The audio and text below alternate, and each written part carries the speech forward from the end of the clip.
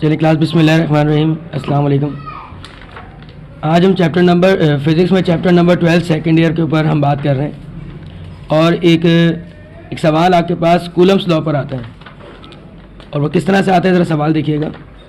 लिखा हुआ है state Coulomb's law and give its mathematical relation for the force between the charges when placed number 1 in a free space and number 2 in a medium of relative permittivity ER। तो class यहाँ पर ये जो question आपके पास है complete, ये आपके पास long के अंदर आता है, सी सेक्शन का क्वेश्चन है ये। अब इसका आंसर हम किस तरह से करेंगे ज़रा ये समझ लीजिए, पूरी डेरिवेशन है। तो इसको हमें स्टार्ट ऐसे लेना है कि कूलम्स लॉ की पहले स्टेटमेंट देंगे, the electrostatic repulsion or attraction force between the 2 point charges is directly proportional to the product of the magnitudes of the charges and inversely proportional to the square of the distance between them। तो class यहाँ पर हमने इस statement में ये पढ़ा है कि मिसाल के तौर पर हमारे पास कोई भी दो चार्जेस हैं, एक चार्ज हम Q1 मान लेते हैं और दूसरा चार्ज Q2 मान लेते हैं। तो उनके दरमियान जो फोर्स होगी वो डायरेक्टली प्रोपोर्शनल होगी उन चार्जेस के प्रोडक्ट के मैग्नीट्यूड के बराबर और इन्वर्सली प्रोपोर्शनल होगी वो फोर्स उनके डिस्टेंस के दरमियान। ये स्टेटमेंट तो आपने याद करनी है। आइए इसको मज़ीद एक्सप्लेन करते हैं, आपको और समझ में आ जाएगा कि भाई हाँ यहाँ पर किस तरह से हमें लेकर चलना है और इस स्टेटमेंट का मज़ीद क्या मतलब है।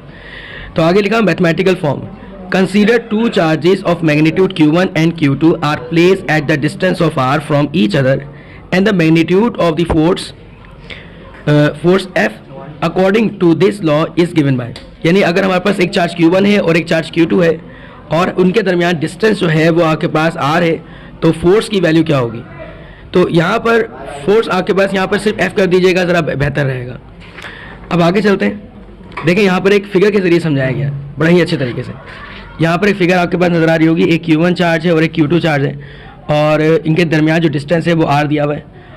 हमने क्या करना है, according to law F is proportional to Q1 and Q2, यानी इसका मतलब है ये फोर्स डायरेक्टली प्रोपोर्शनल है Q1 Q2 के, and F is proportional to 1/r²।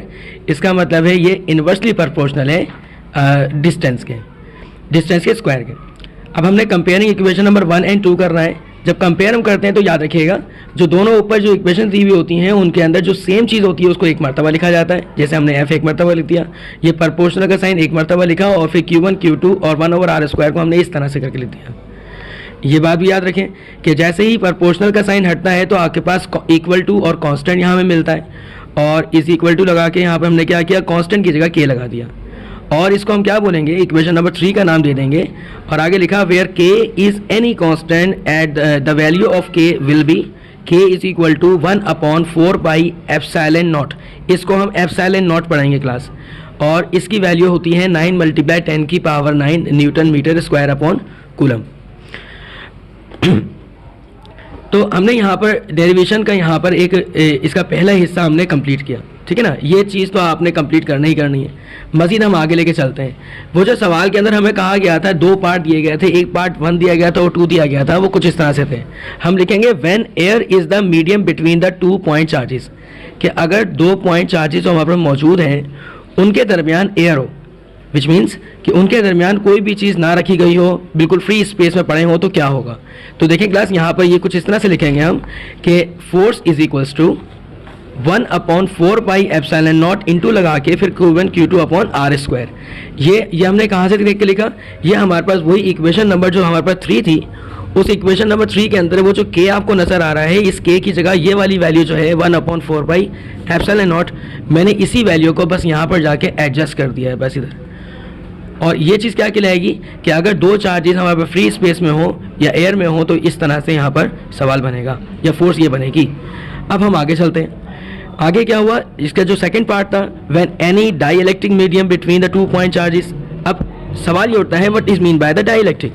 Plus dielectric का मतलब होता है कि अगर उन Q1 और Q2 चार्जेस के दरमियान एयर की जगह कोई और चीज़ रखी जाए।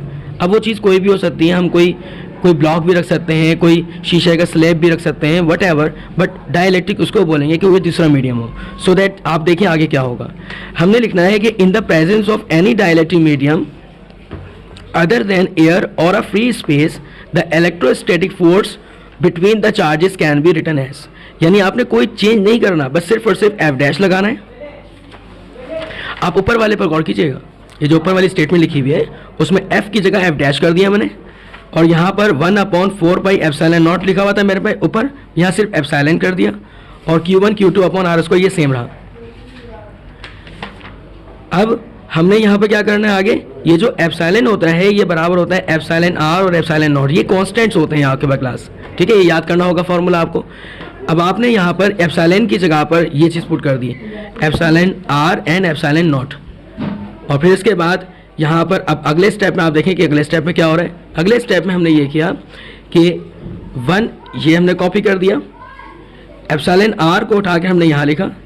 अब इस अगर 1 और एप्सिलॉन आर है यहाँ से हम हटा लेते हैं तो हमारे पास जो चीज़ बचती है वो क्या होगा, 1/4 पाई एप्सिलॉन नॉट बचेगा, जो कि यहाँ लिख दिया मैंने, और इसके साथ साथ मजीद Q1 Q2 upon R square बचा हुआ है वो मैंने यहाँ लिख दिया, ठीक है। अब आप देखिएगा कि ये एफ डैश जो है वो आपके पास क्या बनेगा, 1 epsilon R as it is आ जाएगा, और ये जो पूरी की पूरी चीज़ थी आपको ध्यान में आ रहा होगा, ये पूरी की पूरी चीज़ ये एफ बन जाएगी, क्योंकि ये हमने अभी ऊपर ही पता की है, ठीक है क्लास। तो यहाँ पर हमारा ये लॉन्ग क्वेश्चन जो है वो ख़त्म होता है। तो अगर एग्जाम में आपके पास ये सवाल आ जाता है तो आपने इसको इस तरह से हल करना है। इसके स्नैप आपको मिल जाएंगे डिस्क्रिप्शन में, तो आप वहाँ से जाके कॉपी भी कर सकते हैं इसको। Thank you so much.